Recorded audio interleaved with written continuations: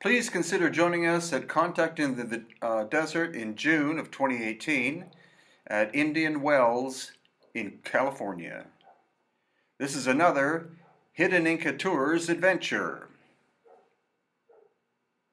Today we're at the Maria Reich Museum just outside of Nazca in Peru. And this is Maria Reich herself. She lived to be 95 years old.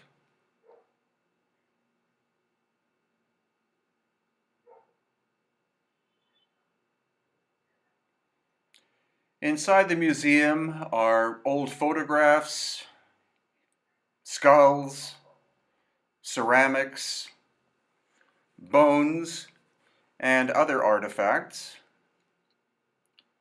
and drawings from the area itself, focusing on the Nazca culture that existed between 100 and 600 AD.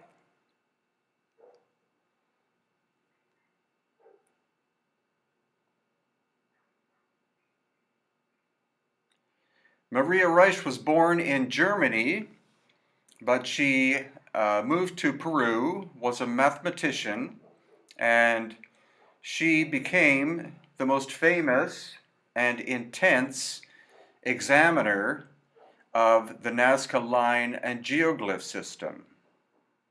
She in fact spent 50 years of her life in this pursuit. There you see what's called a Puquio well, which is at least 1,500 years old. And the ceremonial adobe complex of Cahuachi. And these are photographs of Maria Reich's life.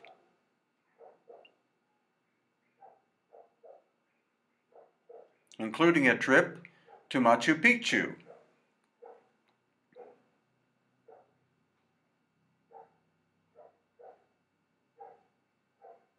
Now, they in fact called her the Witch of Nazca because she used to clean the lines with a broom, and she would use that broom to chase local people away if they were invading her space or trying to damage, deliberately or unintentionally, the line system.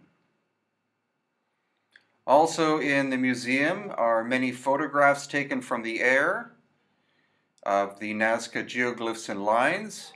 And these are some of her actual drawings of the measurements and dimensions of the Nazca geoglyphs. And here we find more of her documentation.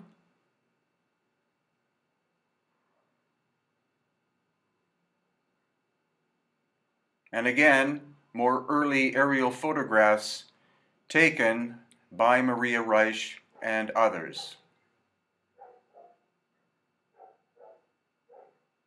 including the astronaut.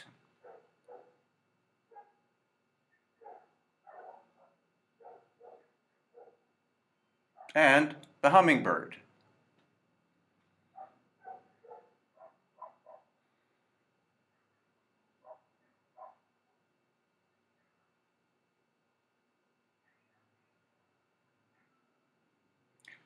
And now we go outside and actually look into her bedroom, because the Maria Reich Museum was her home, her offices, and her workshop / laboratory.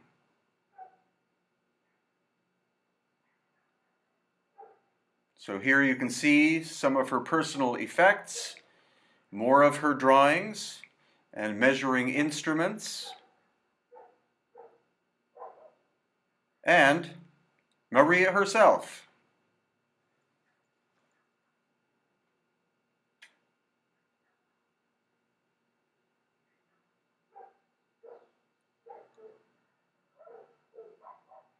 Now, being a good German, she of course owned a Volkswagen, and this was her security vehicle that she used for getting out to the lines area and for patrolling to make sure that people were not damaging the artifacts.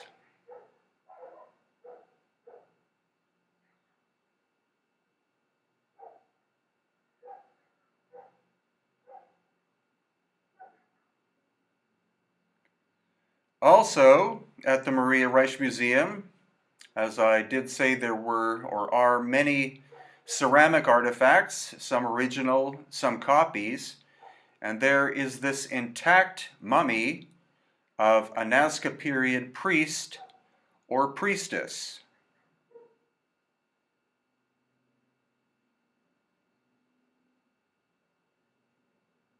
The textile is cotton and may have actually been found in the tomb with the mummy.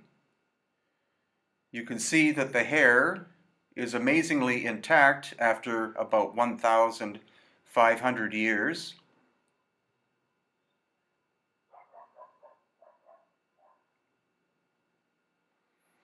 And the skin is also quite intact, and astonishingly, we can see a number of tattoos, mainly of foxes or puma, and also of birds.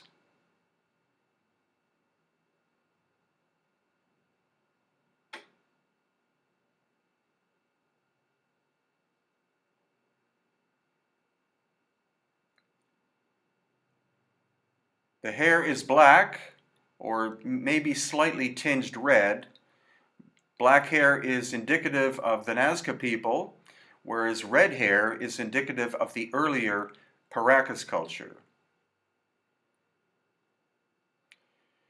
And also on the property are the tombs of both Maria Reich and her sister.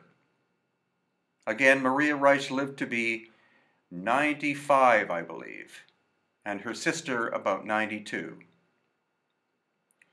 Also in this area are a series of ancient aqueducts created by the Nazca culture, or possibly by the earlier Paracas culture, but more likely of the Nazcas. And so it has been repaired and is now part of the National Monument and Museum collection. All of the water in general in the Nazca area is underground, consisting of a series of streams that come down from the Andes subterraneously. And so the Nazca would have had to have found where this underground water was and dig down in order to expose and create this aqueduct system.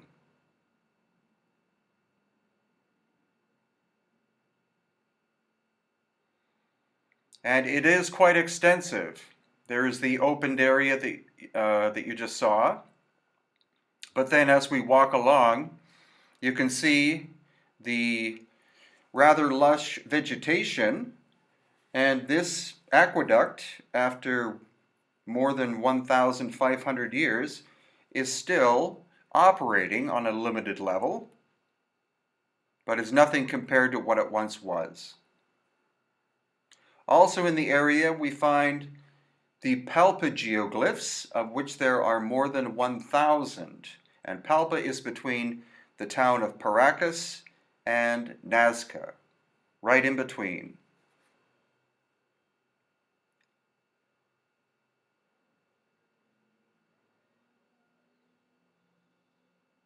Fortunately, there's this tower that was built to allow you to be able to see some of the Paracas period geoglyphs, which were created likely between 500 BC and 100 AD.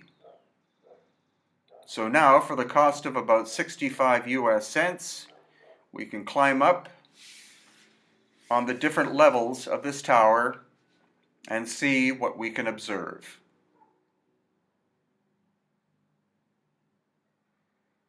The most famous of the Palpa figures are what are called the family, which you see now in the background. And then there are other figures. Actually, that's the family there. There are other figures carved on the sides, but also most of the Palpa geoglyphs are carved on the tops of flat mesas, which are natural formations. Up we go to the second level. And this is where you can see some of the flat mesas and also some volcanic mountains in the background. The geology of this area is quite complicated. You have uplifted ocean mixed with ancient volcanic activity. And then finally, we're going up to the top level.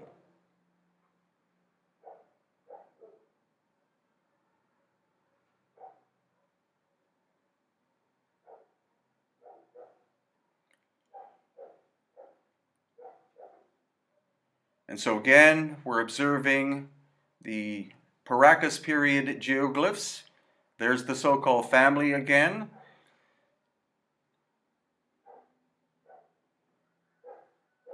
And as I said before, there are more than 1,000 of these geoglyphs in the Palpa area. So these are related books available at Amazon.com. Nazca, Decoding the Riddle of the Lines, and the elongated skulls of Peru and Bolivia. The largest elongated skulls in the world are found in the Paracas Nazca area. And these are upcoming tours for 2018. Mexico, Maya Olmec tour, including the Aztecs in January of 2018. Egypt in March,